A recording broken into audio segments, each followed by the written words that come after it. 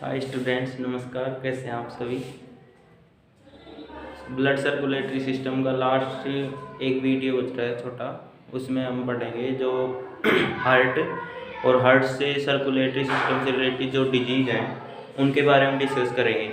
उन डिजीज़ का डिस्कस करने से पहले हमें देखो, फर्स्ट में हम पढ़ लिए, फिर भी हमें लास्ट में आवश्यकता पड़ रही है कि जो ब्लड और जो सर्कुलेटरी सिस्टम में हार्ट का डायग्राम है सर्कुलेशन ब्लड का, वो बनाना पड़ेगा। जैसे ये लंग्स थे,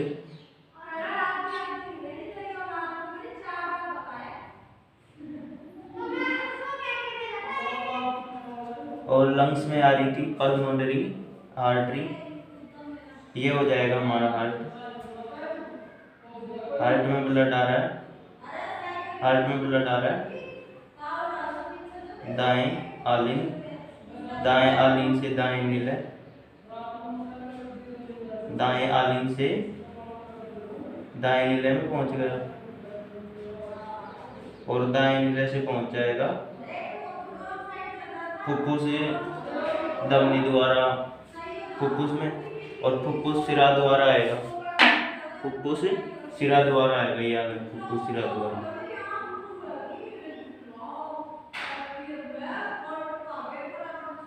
ये बायां आलिंग हो जाएगा, ये बायां नीला हो जाएगा, ये इनके वाल हो जाएंगे, द्विवलन का पार्ट इधर होता है, त्रिवलन का पार्ट। ओके स्टूडेंट्स, ये हो जाएगा।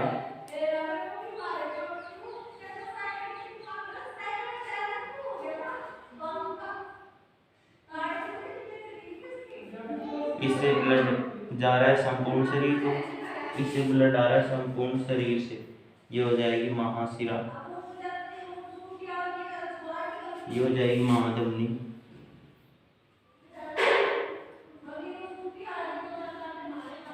ये ब्लड जा रहा है फुफ्फुस में, ये हो जाएगी फुफ्फुस धमनी,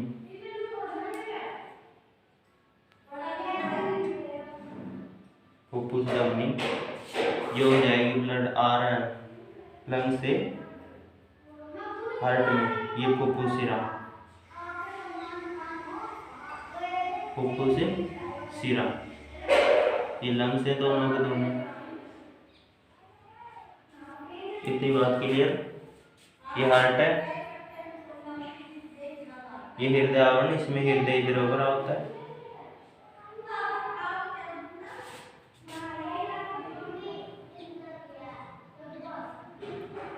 दायां आलिंग, दायां निलय, इधर साइड वाले हो जाएंगे बायां आलिंग बायां निलय, ये महाधमनी आ रही, ये संपूर्ण शरीर में गमन करेगी, सूक्ष्म धमनिकाओं के रूप में छोटी छोटी धमनिकाएं डिवाइड होती जाएंगी आगे। जैसे एक हार्ट को जा रही है, ये हार्ट को जा रही है, ये जा रही है हार्ट को, इसका नाम हो जाएगा कोरोनरी धमनी या हृदय धमनी, कोरोनरी आर्टरी या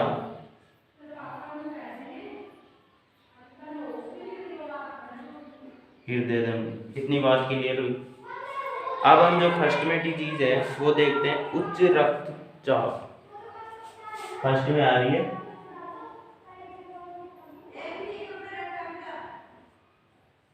उच्च रक्तचाप। रक्तचाप को मापते हैं रक्तचाप मापी से। किससे मापते हैं? रक्तचाप मापी से, या स्पाइगमोमैनोमीटर, स्पाइगमोमैनोमीटर इसका दूसरा नाम है। ये होता है 80 से 120 के मध्य। कितना होता है ये? 120 से 80। ये संकुचन और ये शिथिल अवस्था में, ये हो जाएगा शिथिल अवस्था में। जब ये संकुचन और शिथिल अवस्था में, सामान्य अवस्था में होता है, इसका मान बढ़ के 140 हो जाए, 140 से 80, 140 संकुचन, 180 वो 80 शिथिलन। जब संकुचन तेजी से होगा तो ये 140 पहुंच गया, तो इसे क्या बोलते हैं, उच्च रक्तचाप, जिससे ये महाधमनी और संपूर्ण धमनी केशिकाओं में रक्त का दाब उच्च होगा, इसलिए इसको क्या बोलते हैं, उच्च रक्तचाप। नंबर दूसरा आ रहा है हृदय धमनी रोग। हृदय धमनी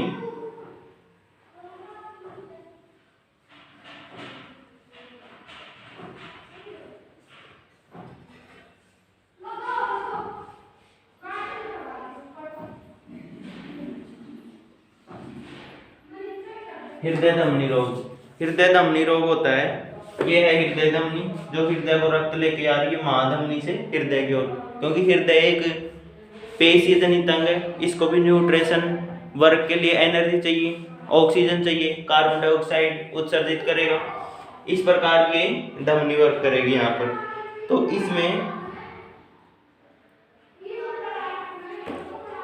हृदय धमनी रोग होता है जब ये गुहा है हृदय धमनी की, ये गुहा सक्रिय हो जाती है।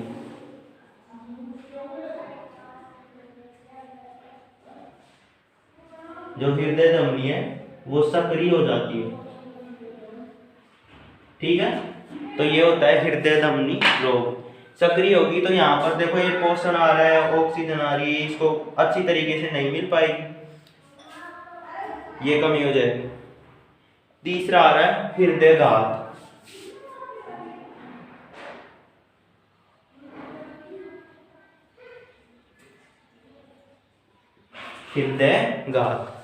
हृदयघात या इसका दूसरा नाम क्या है, हार्ट फेलियर।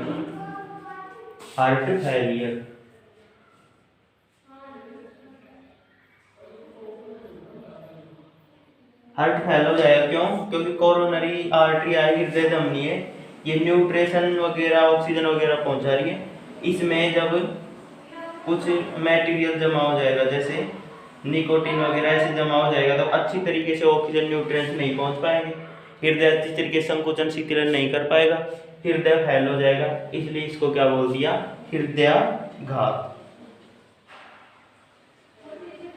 इसमें जो हृदय को जो पूर्ति जा रही है अचानक बंद हो जाती है, इसलिए इसको क्या बोल देते हैं हम, हृदयघात। इसके बाद में आ रहा है हृदय शूल रोग, आ रहा है हृदय शूल, ये भी इसी से रिलेटेड है, इसी के सिमिलर है, ये भी 4 नंबर पे आ गया।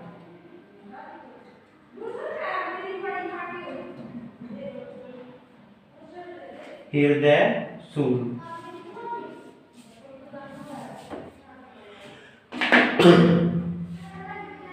सॉरी, इस डिजीज में हृदय को अच्छी तरीके से रक्त वगैरह नहीं मिल पाते हैं। हृदय शूल में हृदय को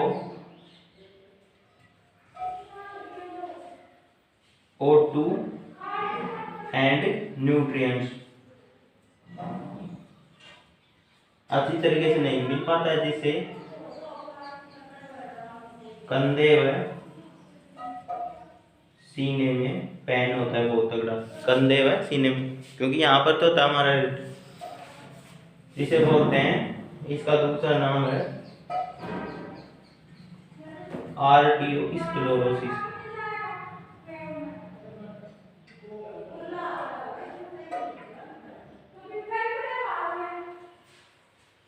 क्या बोलते हैं इसका नाम, आर्टियोस्क्लेरोसिस। ये चाहे मेल हो फीमेल हो, उसमें किसी भी एज में हो सकता है आर्टियोस्क्लेरोसिस। इसके बाद में आ रहा है मायोकार्डियल इंफेक्शन, 5th नंबर पे आ रहा है।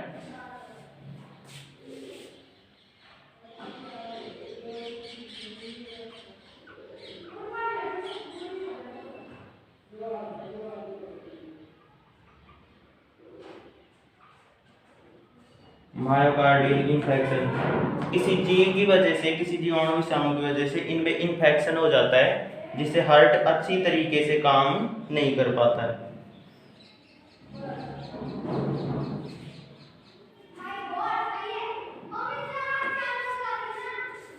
इसमें अच्छी तरीके से O2 एंड न्यूट्रिएंट्स ये है किसी कोशिका को अपने दैनिक जीवन क्रिया करने के लिए अगर ये नहीं मिल पाते तो मायोकार्डियल इन्फेक्शन, जिससे हृदय जो मांसपेशियां वो डैमेज हो जाती है, हृदय मसल डैमेज हो जाती है यानी नष्ट हो जाती है, इसे बोल दिया मायोकार्डियल इन्फेक्शन। इसके बाद में आ रहा है कपाटीय रोग।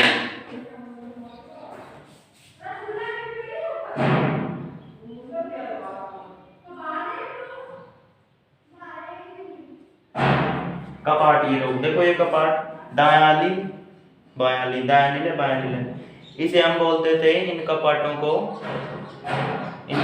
नाम आया है, नेक्स्ट वीडियो मैंने डिस्कस किया था, देखें तो उसका नाम क्या बोलते थे इन्हें, कोरोनरी सर्कल। इन कपाटों को हम क्या बोलते हैं, कोरोनरी सर्कल। जब ये कोरोनरी सर्कल में इनमें डैमेज हो जाती हैं भित्तियां, तो कपाटों में शुद्ध और अशुद्ध,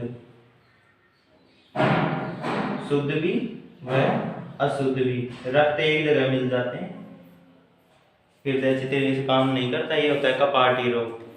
इसके बाद में आ रहा है कोरोनरी थ्रोम्बोसिस, 7 नंबर पे आ रहा है कोरोनरी थ्रोम्बोसिस। इसमें कोरोनरी धमनी में थक्का जम जाता है, ब्लड क्लॉटिंग हो जाती है इस कोरोनरी धमनी में, तो वो एक प्रोसेस हो जाएगी, हार्ट की जो मसल है उनको O2 एंड न्यूट्रिएंट्स अच्छी तरीके से नहीं पहुंच पाएंगे, तो ये होता है कोरोनरी थ्रोम्बोसिस। इसके बाद में जो डिजीज आ रही है हम देखते हैं, इसके बाद में आ रहा है हृदय अवरोध। हृदय अवरोध में ऐसे नोड, यहाँ पर हमें होता है साइनो एट्रियोवेंट्रिकुलर नोड, ये होता है SA नोड, और यहाँ पर होता है AV नोड। जब ऐसे नोड AV नोड ये अच्छी तरीके से काम नहीं कर पाते हैं तो ये संकुचन शिथिलन नहीं हो पाएगा, साइनो एट्रियोवेंट्रिकुलर नोड। तो हृदय अवरोध में SA नोड अच्छी तरीके से काम नहीं कर पाता है, जिससे ये काम नहीं करेगा तो दोनों आलिंग में संकुचन नहीं होगा, आलिंग में संकुचन नहीं होगा तो नीला में भी संकुचन नहीं पहुंचेगा, तो ये होता है हृदय अवरोध। इसके बारे में डिजीज आ रही है रूमेटिक हृदय द्रव।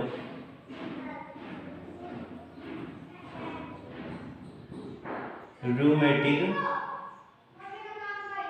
हृदय द्रव,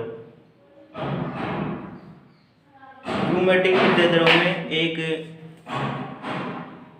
जीवाणु है स्ट्रेप्टोकोकस विरिडेंस।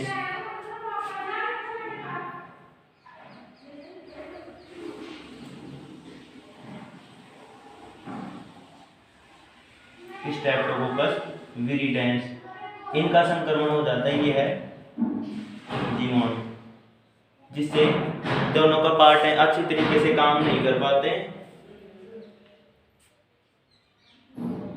इसके बाद में लास्ट में आ रहा है पेरिकार्डियासिस। पेरिकार्डियासिस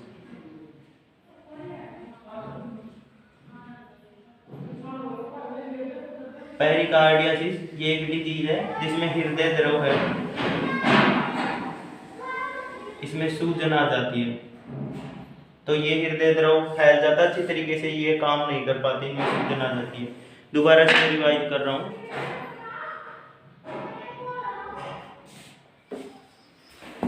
दोबारा से रिवाइज करते हैं। उच्च रक्तचाप सामान्य अवस्था में 120 से 80, जब ये 140 पहुंच जाए तो इसे बोलते हैं उच्च रक्तचाप।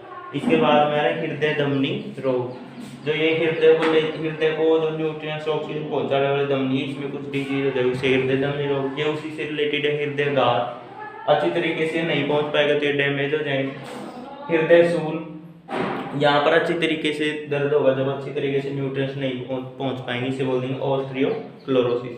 इसके बाद में आ रहा है मायोकार्डियल इन्फेक्शन, इसमें हृदय और मांस ये नष्ट होने लगते हैं, इसे बोलते हैं मायोकार्डियल इन्फेक्शन हो जाए जैसे। कपाटीय रोग, शुद्ध ब्लड मिल जाएगा। कोरोनरी थ्रोम्बोसिस, ये कोरोनरी धमनी, इसमें थ्रोम्बोसिस रक्त का थक्का जम जाएगा। हृदय अवरोध, इसमें ऐसे नोड AV नोड 2 नोड होते हैं, मैंने बताए थे, डिस्क्रिप्शन में आप देख सकते हो जो पहले वीडियो में। ऐसे नोड साइनो एट्रियोवेंट्रिकुलर नोड, ये अच्छी तरीके से काम नहीं कर पाता। हृदय रोमेटिक द्रव, ये जीवाणु स्ट्रेप्टोकोकस विरिडेंस, इसके इन्फेक्शन से ये सूजन आ जाती है। और इसके बाद में आ रहा है पेरिकार्डियोसिस, हृदय द्रव, ये हृदय द्रव यहाँ पर सूजन आ जाए जिससे इस पर दबाव हो जाता है, ये घातक परावस्था है। ठीक है, ये सारे हार्ट से रिलेटेड, सर्कुलेटरी सिस्टम से रिलेटेड डिजीज हुई। इसके बाद में हम डिस्कस करेंगे नेक्स्ट चैप्टर के बारे में। प्लीज़ आप वीडियो को लाइक शेयर सब्सक्राइब करें और कमेंट करें। Thank you.